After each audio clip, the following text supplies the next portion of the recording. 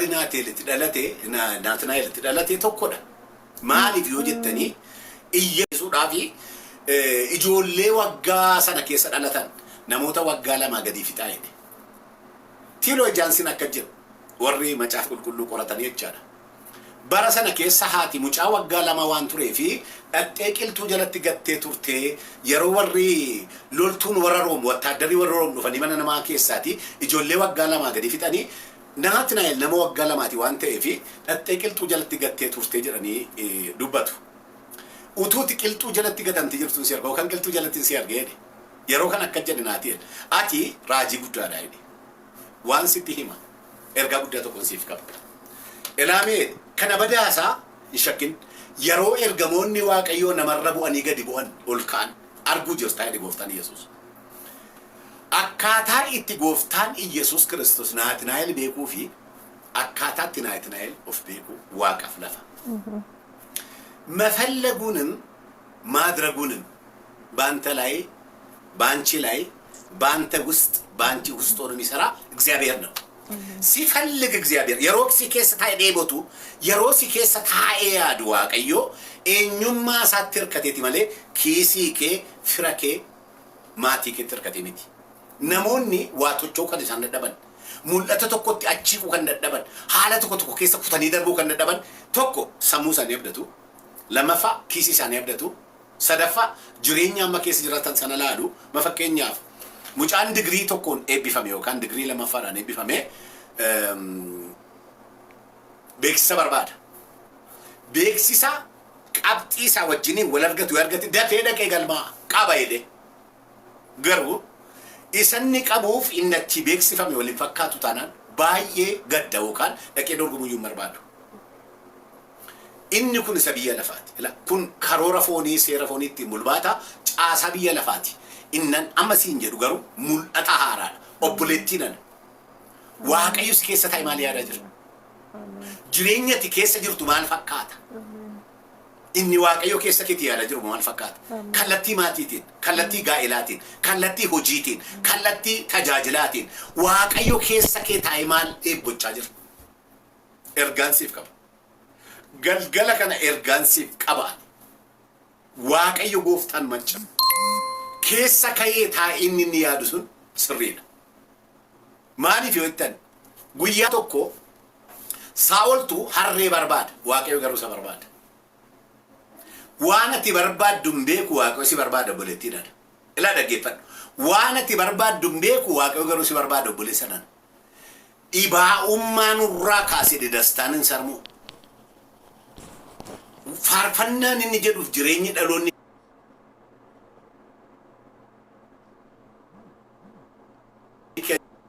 Ramar wala fakkaata.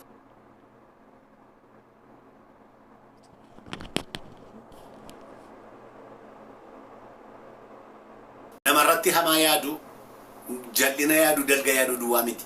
Dhibaa'ummaan inni gadheen isa tofratti yaadudha. Isa ittiin sammuun kee amansiistee kaate. Isa ittiin jireenya kee amansiistee kaate. An kanadhaa kanan darbu. Eeyyee ati isadhaa sanan darbitu. Waaqayyo immoo sana si dabarsuudhaaf isatti yaadde gararraa yaaduudhaaf keessa kee taa'ee waan gaarii tokko hojjechuudhaaf jireenya keef madaallii kee irra dhaabatee hojjetu. Kiristoosin argachuun koo anaaf ajaa'iba kan ta'u laftanitti argadde siddootti yaada'u miti. Adda waraanaa bara dargii Eertiraa keessa taa'eedha. Achi galee immoo dhuguma naman ta'a. Achi abidda sana keessaa ba'anii dhufanii wangeelli lallabamaa yoo jedhame yaadamu. Dhaggeeffadhaa. Wanti ani keessa taa'eetti Kiristoosin argadheetti nan taajila jedhee yaade anaa wajjiniin waliin laallatu. Maaliif jettanii Eertiraa biyya Daqama'aarii jedhamu keessaa baheen Sudaaniin gale. Sudaanii galeen Gondoriin gale. Gondorii ka'een Naqamtee gale. Guyyaa 47 miilaan deemee gale. Makiinaatiin jiru jira makiinaan lafti waan shakkamu fanjii jira waan yaadamuu fi ani nangala ila dhugaa Waaqayyo gooftaa macha nangalaan sammuu koo keessa jiru. Taas daqiiqaa tokko Waaqayyo garuu isa ammanaan hojjetu tokko na keessatti ilaalaa jira. Phexros har'aa jalqabdee qurxummii hin qabdu nama qabdu. Ela inni kun yoom argama beektaa? Bara Phexros gurras namarraa kutee Yesuusiinis ganee gara lagaatti deebi'e. Iddoo lagaatti deebi'e malee isa Waaqayyo isa keessa taa'ee yaadu. Mee like godha share godha namootaaf. Isa Waaqayyo isa keessa taa'ee yaadu waan hin beekneef Yesuus hondu'ee inni nu abdii godhanne on sokkee anoo gara lagaa kottan deebi'aa jedhe. Weel lagatti deebi'uun rakkoon qabu. Qurxummiin hin qabamaadha kan durii. Hin qabamaa? Har'aa jalqabdee qurxummii hin qabdu nama qabdaa jedhe Yesuus. Dhaggeeffadhaa. Waaqayyo seera uumamaa boqonnaa tokko lakkoofsa irraa Waaqayyos ifti haa ta'u ta'e jedhee ifti ta'edha. Har'aa jalqabdee qurxummii hin qabdu nama qabda jennaan qurxummii qabuun tasumaa ta'uu hin danda'u. Halkan guutuurra buli tokkitti qabachuu hin dandeenye. Maali yoo jettan jechi afaan Yesuus keessaa ba'ee kennaasaa jijjiireera. Hin qabu sichi Phexros nama. Maal qabaa? Qurxummii hin qabu. Nama qabdu. Obboleettii ko obboleessa ko financially kiisii kee keessa jiru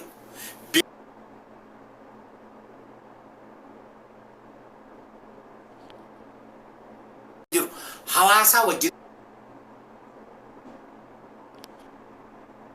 haala keessa jiru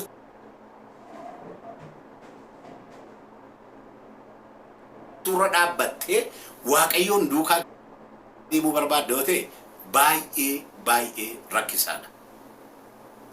Ergaan sii qabalatu. Ergaan kun omnipotent, almighty God, ela isa olii dhufe, isa hundumaa danda'u, ሁሉን የሚችል ሁሉን የሚያስችል hunda dandeessa hundaa si dandeessisutu sitti dubbachaa jira. Wantati keessa jirtu siif milkaa'ina dhabee hojjettee milkaa'ina dhabdee dadhabdee adda dhabdee kallattii kamiinuu kan si dide har'a galgala waan tokko sitti isa keessa kee jiru sana fudhadhu. Isa Waaqayyo keessa kee taa'ee sitti dubbatee nama guddaa taataa wasiila hin qabdu durbii hin qabdu maal hin qabdu garuu biyyaan baaddoo akkasii jiraatta yoo siin jedhe beekumsa cimaa hin qabdu biyya geggeessita yoo siin jedhe inni Waaqayyo jedhe sirriidha. Na dhageessa utaatiif galgala kana furmaata xumuraa argatta. Gooftaan Yesuus warroota waamee duuka buutota 12 laalaa. Mee nama cimaa piroofeesarii injiinarii wayii saayikooloojistii tamaramaarii tokko bee achi kee alaalaame. Amallisa amala gaariidha. Eewu godhe kana goofticha isa lafa jalqabaatiifiti. Obboleettii ko haala kee ilaalee Waaqayyo sitti hin geeddaramu. Abbaan kee sitti geeddarameera. Haati kee sitti geeddarameera. Firri kee sitti jireenyu sitti geeddarameera. Waaqayyo garuu ani hin jijjiiramu jedha Waaqayyo gooftaan macha. Barreeffamee jira. እግዚአብሔር አምላክ ምን አለ? እኔ አልለወጥም hinjijjiiramuun ani yeroo baay'ee wallaal namoonni deemanii adaraa keessan hojii kana hojjechuu kan danda'uu fi engada live liixeen ture baay'ee namoonni liking godhani sharing godhani ergaa Waaqayyoon keessa kaa'e immoo ani immoo namootaaf ilaallu taanaani ergaa keetii namoota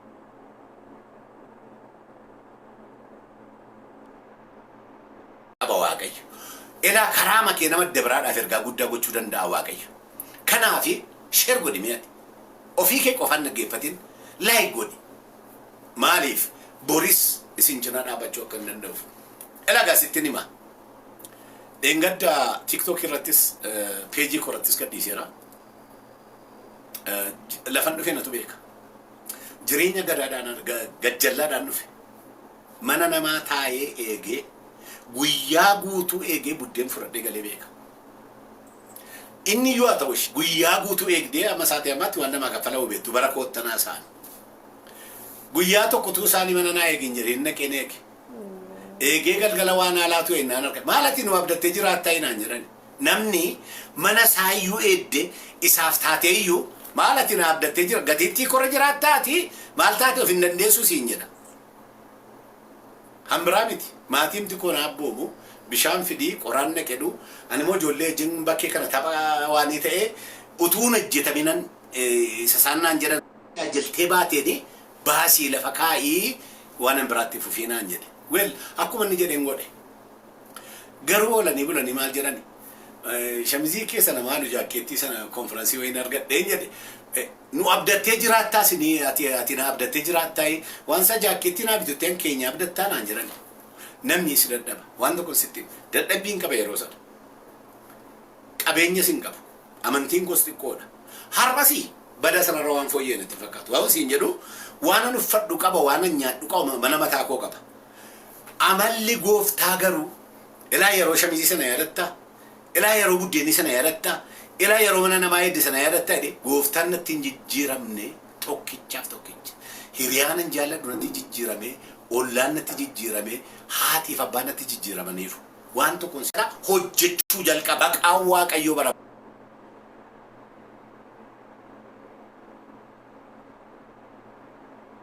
Hoomachaa masaalaalaa itti adeemee yeroo tidhattee miila keetiin coobduun kutaa'edhe.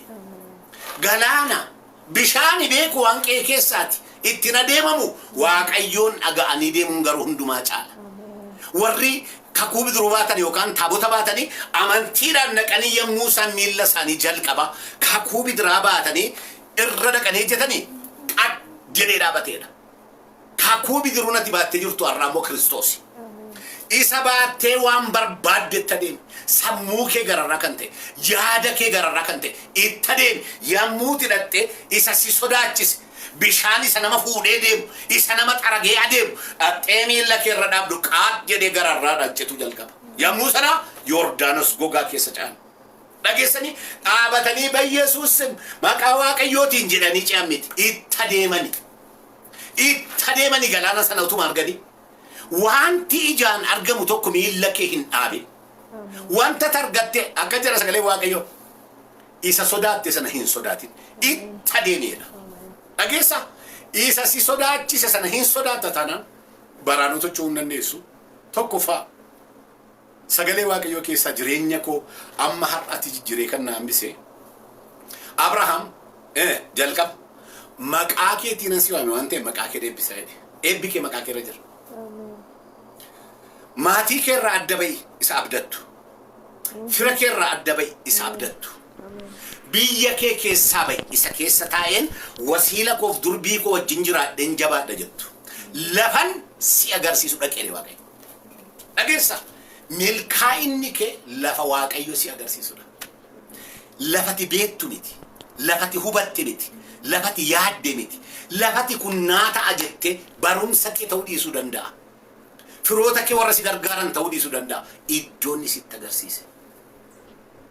Adda ba'i kanarraa jedhe. Isa yaaddee ittiin milkaa, ittiin nama ta'a, ittiin rarra adda ba'i Waaqayyo. Hin ba'i Abrahaam. Rakkinni Abrahaam waggaa 25 utuu dhalaa hin argatin taa'e maal jettanii yaaddu? Mee daqiiqaa tokko yaadaa beeku. Maaliif Waaqayyo sin eebbisaa macci lafaa hundumtuu sin eebbifamaa kanan sii kennu dhalli yoo akka cirracha galaanaa akka urjii waaqarraati jedhe. Abrahaam waggaa 25 maaliif dhala dhabe? Waa'ee nan qoradhe macaafa qulqulluu. Abrahaami waggaa lamatti dhala argata ture. Dhugaarra dhaabadde isinitti waan ta'eef. Waggaa 75tti manaa ba'ee waggaa 77ffaatti Yisihaaq dhufa ture. Abrahaam garuu yeroo Waaqayyo dhufe Abrahaam ani gaachana keeti nan beekaa meerre mucaan jedha. Mucaan argadhaa 100% amanatee deemaa jiru. Tokko jedha. Lammaffaa seera uumamaa qonnaa 15 irratti maal godhee haadha manaa dhufeeti. Waaqayyo illee siin jedhee ture karaa koo miti jette. Waaqayyo karaa keeti jedhe. Sittiin imala karaa makee si eebbisa la. Sammuu makee kanaan si eebbisa malee harka namaatti abdatee deemu Waaqayyo. Fira keen si eebbisu Waaqayyo. Kallattii kamiin eenyuun iyyuu si eebbisu Waaqayyo. Garuu sittiin hima siumaan si eebbisa Waaqayyo. Eebbi kee si keessa jira si keessaa burqa. Bakkeedhaan eegin. Ela Abrahaam jette karaa koo natti hin fakkaatu mee karaa garbittii koo momokkorii. Yaali achirranii ilma sii laata ta'a jennaan hanisinni dhuguma ta'e hin yaale. Yaallaan maal argate beektu dhuguma ilma argate. Takka hin ta'a jennee kan nuyi itti adeemne nu ta'uu danda'a. Garuu gatii guddaa nu kaffalchiisa. Gatii guddaa. Abrahaam Yisiyaa qarkaati maannoo Saaraa harkaati hojjettuu isaa gaariin fudhate ilaa bira ga'uu dhiisuutu jedhuuti magaalaa Kana'aan keessa waggaa 10 taa'edha. Fudhateera bira bulfateera gara gola isaatti galfateera manii ilaalaa jara keenya waggaa 10 taa'e waggaa 10 booda bira ga'e. Akkuma jedhame Ismaa'eel ilmi dhalateeraaf waggaa 13 garuu guyyaannis Aggaar bira ga'e jalqabee Waaqayyo sagalee isaa qad godhee irraa kute. Firoota ko attamitti ilaaltu isin sagalee kana. Waaqayyotu waggaa 25 jalaa qabe miti. Waggaan 10 Aggaar fudhatee bukkee turse. Yookaan bira ga'ee cubbuun goone yookaan innis waggaa 10 kakuusaa tursisiise. Isa Waaqayyo isaan jedhe amantii dhabuuraan. Ishee bira ga'e seera uumamaa boqonnaa 16 lakkoofsa 16 dhaqa laala. Waaqayyo waggaa 13 sagalee isaa irraa kute. Waggaa 13 booda seera uumamaa boqonnaa 17 lakkoofsa 1 laala. Waaqayyo waggaa hammanaa booda dhufeetu Abrahaamitti dubbate. Abrahaam jecha maariffaa san fudhadhamas bafiitee tamalaalas. Mudaa hin qabaatinna duratti rarrafaas nafuun dura deddeebi'i bafiitee tamalaalas ፍጹም sagaleen sitti mesanaaf guutuu ta'e an danda'aadha kakuu anaaf si gidduu jiru akka dadhabbii kee sila dubbadheera haala koo ilaaltee natti hin geeddaramne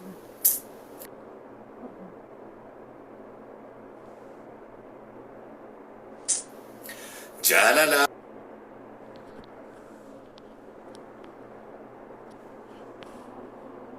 Good night.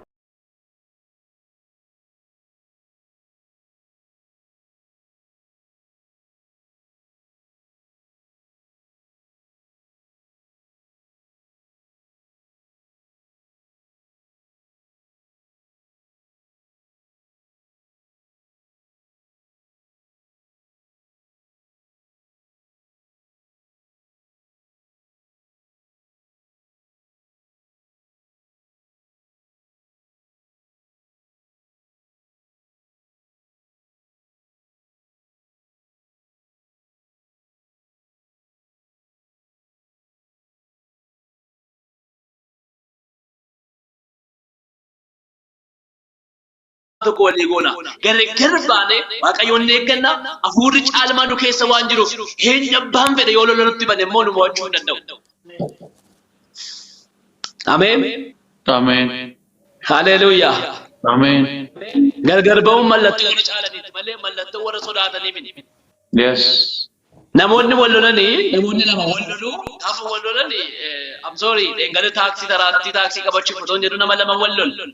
Nani inni tokko dhawwa umni isaa cimaadha natti fakkaata dhaabbatee ilaala inni tokko immoo nan qabina nan gadhiisinaa jedha sina jeesaa jedha sina argadhaa jedha yooma akka inni argatu beeku garuu suma bira dhaabbatee jira. Dirree mijataan tokko isa bira jira maaliif isuma bira dhaabbatee jira namichi isa lolaa kun garuu inni ho'i sin argadha leelaa kanaa keenya halloo እንደዚህ ያደርጋለሁ ይገላሃለሁ yooma akka inni ajjeesu beenu garuu namichi isa lolaa garuu isa bira dhaabbatee jira maaliif namichi isa lolaa sana keessa hafuura sodaa jira hafuurri sodaa xinnoon tokko waan keessa jiruu fi sa'aatii sana jechuun barbaade fayyadamee nama sanarraa gargar ba'uu barbaade. Inni sun garuu dhaabbatee jira maaliif inni sun bakka full confidence dhaan dhaabbatee jira maaliif wayini namichi sana miidhuu waan danda'uudhaaf yookiin rukutuu waan danda'uudhaaf callumadee dhaabbatee jira. So Daani'elitti gaafa biyyi 127tti ka'ee lola banee jedhu Daani'el callumadee kophaa dhaabbatee jira. Firoottan koo taa'ee yaadame memmee ilaale dubbii kana mee qalbeeffadhu biyya 127tu Daani'elitti duule malee mandara 127 miti nama 127 miti.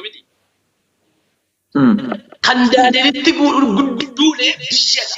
Fakkeenya yoo fudhan addunyaa nuyi keessa jiraannu biiliyoona 1 yoo ta'e addunyaa nuyi har'a keessa jiraachaa jiru biyya 214 kana keessa biyyi 214 personaalii muleetti yookiin abdiitti yoo duulanii lafatti lixaan qabnu jecha Daani'elitti akka jedhan Daani'eliin akka jedhan biyya hundattuu akka inni deemeen godaanne biyya kam keessa akka inni jiraate erga chaappaan godhame booddee Daani'el galuu amala waaqayyoo wajjin qabu sana itti fufee jedha. Rakkoo kana dhagaatu waan sii hima warra caalantu mo'ata warri caalanii gargar ba'u warri caalanii waan biyya lafaa tuffatu warri caalanii waaqayyoo wajjin hariiroo isaanii cimsatu. Amen. Caaltiin jirtuuf gargar baate kanaaf akkanan siin jedha. Ilaa akkanan siin jedha ammayyuu gargar ba'i waaqayyoon eeggadhu. Amen.